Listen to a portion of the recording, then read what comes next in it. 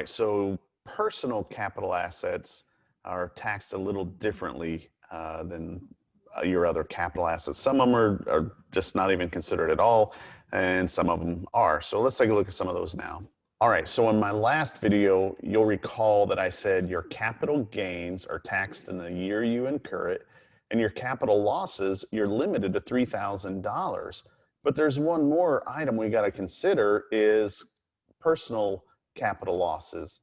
Losses from the sale of personal capital assets are not deductible. And so this goes for like when you sell your car. Maybe you bought a new car and you paid $30,000 for it. And now 5, 10 years later, you sell that car and you only make $1,000. Well, you have a $9,000 long-term capital loss.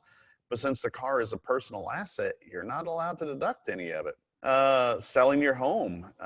This isn't such a problem, but most homes the market values are going up. But if you have your house, your personal residence, and you sell it for a loss, you don't get to deduct it. Or selling the motorcycle that you told your wife you would ride it every day and it just sat in your garage gathering dust until you finally sold it for a loss. You don't get to deduct that either. But gains, remember the last video I said, whichever way gives the IRS the most money is probably the right answer. Here you go. Gains from the sale of your personal assets are taxable. So if you take each of these situations we mentioned right up here and reverse it to where instead of a loss, you had a gain, all of it's going to become taxable. And there is one exception about selling your personal residence, which you're going to look at. So before 1997, you could exclude up to $125,000 of gain on the sale of your personal residence. There were two requirements. You had to be 55 or older, and you could only do it once. And you could also exclude the entire gain if you reinvested the entire proceeds from the sale into a new home. And as you can see, this required lots of planning. Maybe they moved to be close to their grandkids, so they sold their home, they excluded the gain, but then the parents of the grandkids got a new job somewhere else, so they had to move away. And well, if grandparents want to follow the grandkids, they got to sell their house again, and now they've already done this, and they can't exclude the gain anymore. So then all they could do was they would have had to use the entire proceeds to buy a new home. And that's not too bad if you're staying local, but imagine if you sell a house in California and move to Denison, Texas. A $500,000 house in California is probably about $1 million house here in Denison, Texas.